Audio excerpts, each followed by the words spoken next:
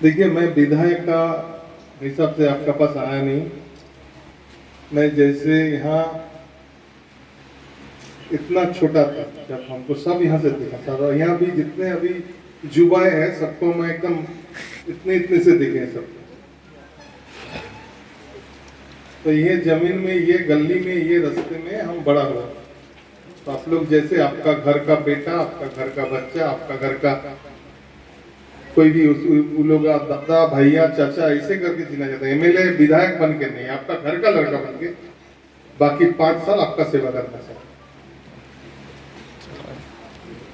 আমার উপর আপনারা যে বিশ্বাস, যে আস্থা, যে ভালোবাসা দিয়েছেন, আপনারা আমাকে বিধায়ক নির্বাচিত করে কলকাতায় পাঠিয়েছেন। এই 5 বছর আপনাদের বিশ্বাস, আপনাদের আস্থা আমাকে রাখা, এটা হচ্ছে আমার সবচেয়ে বড়। ভয় লাগছে এটা যে এত বড় দায়িত্ব আপনারা আমাকে দিয়েছেন, এত বড় বোঝা আমার কাঁধে দিয়েছেন, এই দায়িত্বটা যেন আমি ঠিক করে পালন করতে পারি। আর আপনাদের বিশ্বাসের যেন কোথাও যেন আমি বিশ্বাসটা যেন না ভাঙে। आपका भरोसा कभी टूटे नहीं। जो भरोसा आप किए हैं मुझे निर्वाचित करके, वो भरोसा कभी टूटे नहीं। ये चैलेंज है मेरा कि 5 साल आप लोगों का साथ रह के, आपका सुख दुख में रह के मैं काम करूँ।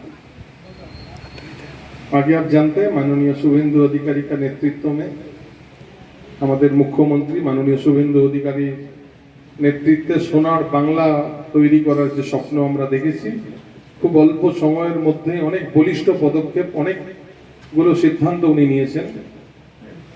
এবং সবচেয়ে ভালো একটা বিষয়, সবচেয়ে যে আসানসোল শহরে পশ্চিমবঙ্গের যে 4টে মেডিকেল কলেজ হবে তার মধ্যে আসানসোল একটা মেডিকেল কলেজ তৈরি হবে, এটা ঘোষণা হয়েছে। এবং যা যা প্রকল্প ছিল সেই প্রকল্পগুলো সমস্ত থাকবে।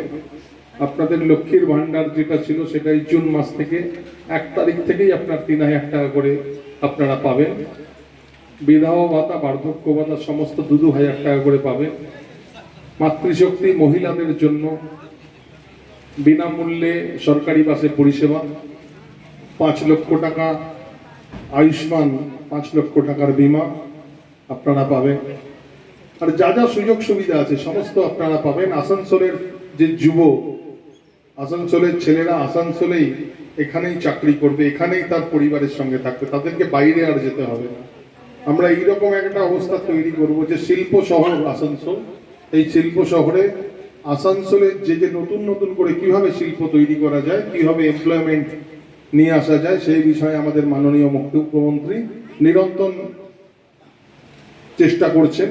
এবং আপনারা একটু সময় দিন, কিছুদিনের মধ্যে আপনারা বুঝতে পারবেন যে আমরা ইমিডিয়েট, আমরা যে সরকারি চাকরিগুলো ভেকেট রয়েছে সেই সরকারি চাকরি আমরা ইমিডিয়েট সেগুলোকে পূরণ করব। বাকি আগামী দিন আসানসোলের মানুষের জন্য যে পরিষেবা নিয়ে আসার কথা, আমি আমার কলকাতায় মন্ত্রিসভায় লড়াই করে আসানসোলের ডেভেলপমেন্টের জন্য, আসানসোলের উন্নতির জন্য যা যা করণীয় আমি কলকাতা থেকে লড়াই করে সেগুলো আমি নিয়ে আসবো।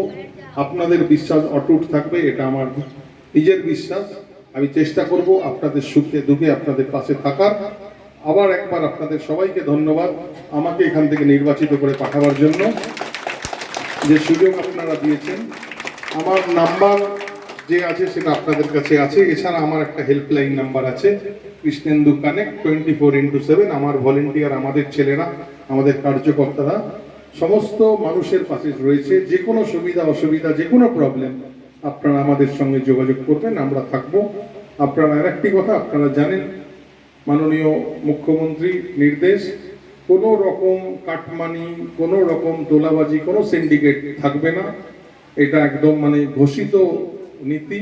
পশ্চিমবঙ্গ সরকার জিরো টলারেন্স, যে কোনো দুর্বৃত্তায়ন, যে কোনো দুর্নীতির বিরুদ্ধে জিরো টলারেন্স নীতি নিয়েছে।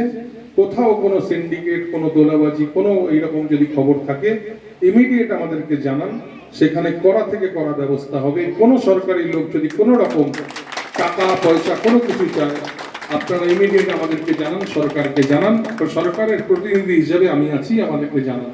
ইমিডিয়েট সেই ব্যবস্থা নেওয়া হবে। নতুন বাংলা তৈরি হচ্ছে এবং নতুন বাংলায় সবাই মাথা উঁচু করে শিরদাঁড়া সোজা রেখে বাঁচবে। প্রত্যেকের ভালোভাবে বাঁচার অধিকার আছে এবং সেই অধিকার পশ্চিমবঙ্গ সরকার নতুনভাবে বাঁচতে শেখাবে। সবাই ভালো থাকবেন। নমস্কার। বন্দে মাতরম। ভারত মাতার জয়। ধন্যবাদ। এবার কৃষ্ণেন্দু দাকে